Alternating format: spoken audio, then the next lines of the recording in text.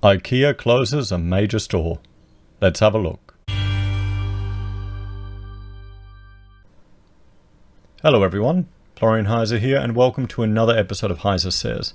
I have a stein of coffee, and I thought today we'd have a look at some news that's come out from the UK of Ikea, a well-known international brand closing its first major downtown store and impacting 350 workers.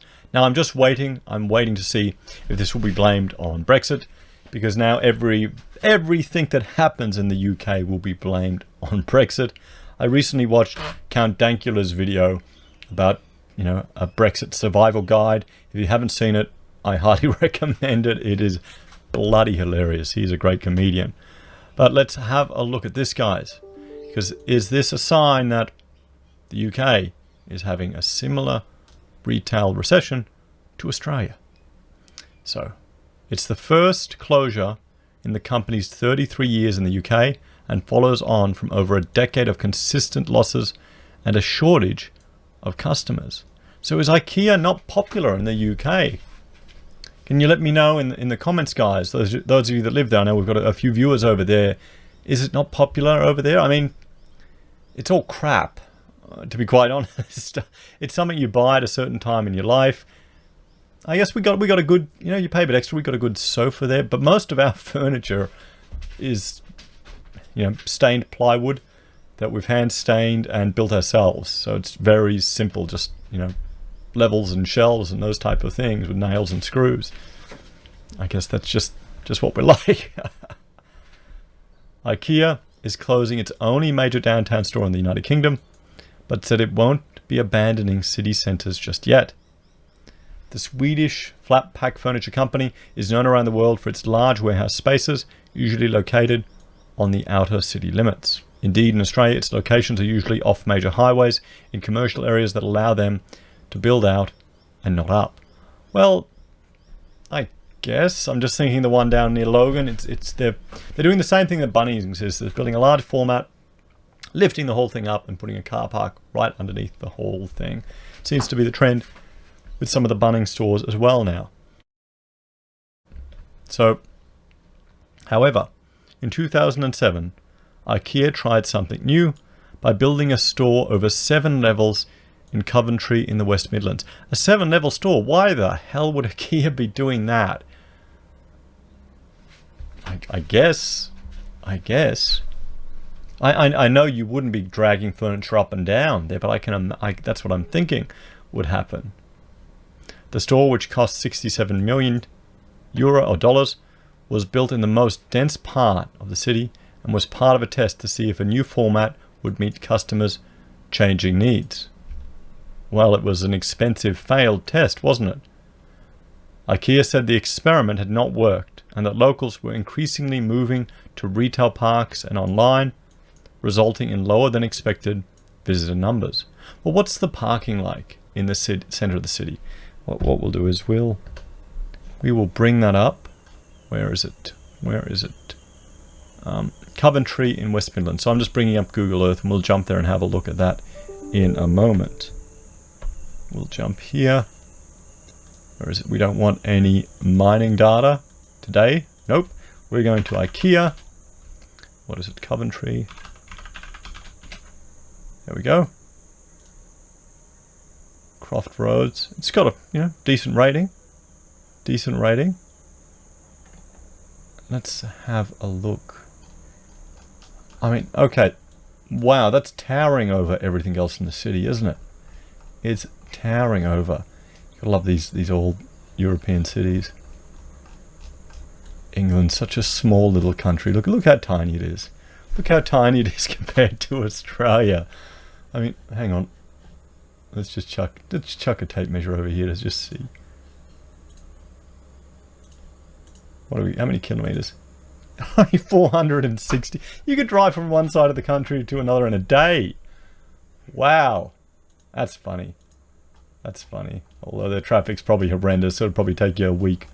So let's jump in. Let's have a look at just how it relates to the surrounding area from an architectural perspective. So we can see the scale of the other buildings. what are we, 1, 2, 3, 4, 5 stories, you know, and that's probably the limit of the human scale you want. And then boom, we've got this Ikea. And we'll turn around here. You know, this is at a human scale, and boom, a huge Ikea here, right in the middle. And this aesthetic here with the wonky columns, the falling over columns to capture it. I hate it as an architect. I'm just over it. I'm seeing it too many times. Too many times. You know?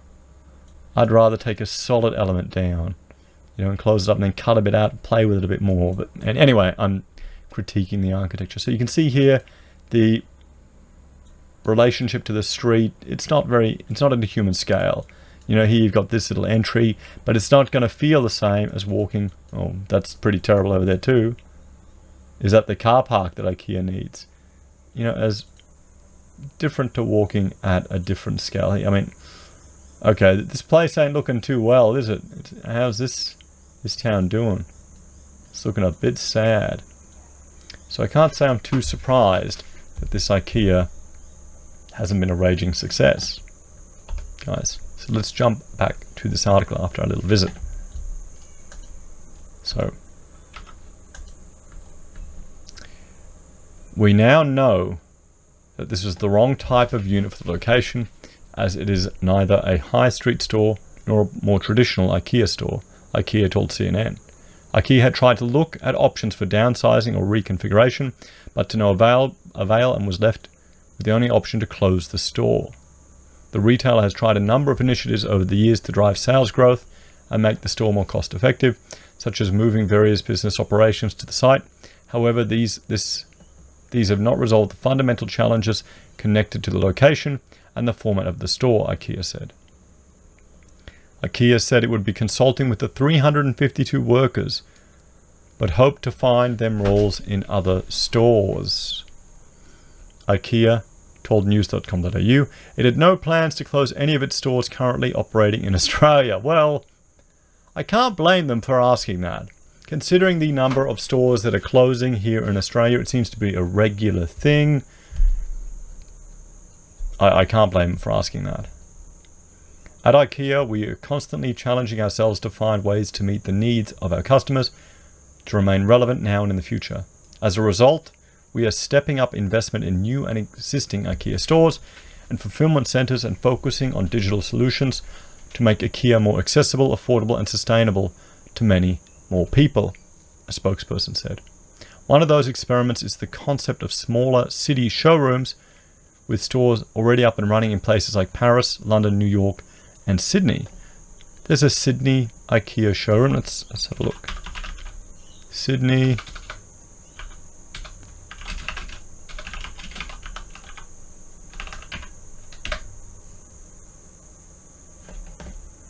Let's have a look. Is this? Nope, that's not a little one. Maybe it's not here in Sydney. Is that it? Nope, that's a big one. Oh, if you've seen it, guys, let me know. Let me know. I'd be interested if this is the concept here. You know, this format was rolled out in Australia last year with the opening of one store in Warringah Westfield. Okay, probably in the Westfield there. Home planning studio. What do you reckon? You think it'll be successful? I guess it could be a niche product of their stuff. So the new store is only 100 square meters and is aimed at helping homeowners plan out their kitchens, lounge rooms, and bathrooms. At the time, IKEA said depending on the response from customers, anywhere from 5 to 8 similar locations could roll out in Sydney, followed by Melbourne, Brisbane, and Perth. Oh, I may need to talk to him. Although I had a friend's firm was doing a lot of IKEA shops. You need to go through this whole training process for their systems. We're now investing in our fulfillment and distribution network for delivery. That was the key cornerstone we needed to get in place before we could start to launch these different formats, IKEA Australia's chief executive, Jan Gardberg, said. Customers will be able to order any part of the range we have online, But the starting point now is to give extra focus to bedroom and kitchen, because we know that these are the places where customers want to buy a total solution, not just a single product, he said. Oh, it's Jan, not Jan. So there we have it, guys. There we have it. IKEA's experiment has failed in the UK, in Coventry. And, you know, I'm just going to, while I'm here, I'm going to try type one thing in. Let's look at Coventry unemployment rate. Let's see if we'll bring that up. Coventry employment and unemployed. West Midlands employed, self-employed, unemployed. So 4.3%. So not that bad. Not that bad. What more rows do they have? Not as bad as Australia though, guys. Not as bad as Australia. 2018. Look at the population, economic activity, Great Britain. So they're unemployed, 4.5. So it's doing worse than the entirety of Great Britain at 3.9%. So it may look good to an Australian looking at the data, where we're sitting at 5.1, or the Roy Morgan data, I'm looking at 8.6. But it's worse than the rest of Britain. So this isn't going to be a good thing for that city. Anyway, guys, thank you for watching. Please like, share, and subscribe to the channel. Please let me know your thoughts and opinions below. Do you think IKEA will be experimenting more in Australia? What do you think about these new concept shops? We'll be reading in 6 months' time that they'll be shutting them down or not. Anyway, thanks for watching. If you're a fan of the channel, please like, share, and subscribe. If you want to help us grow and support us a little bit extra, we have a Patreon where you can join, make a small monthly donation. We also have the ability for you to join the channel here on YouTube. We have referral links for Independent Reserve, Amazon, and eBay. We sell pocket squares from the HeiseSays website. And finally, PayPal if you want to contribute that way. Thank you to everyone who's helped support the channel. Take care, and I will see you all in the next video. Bye for now.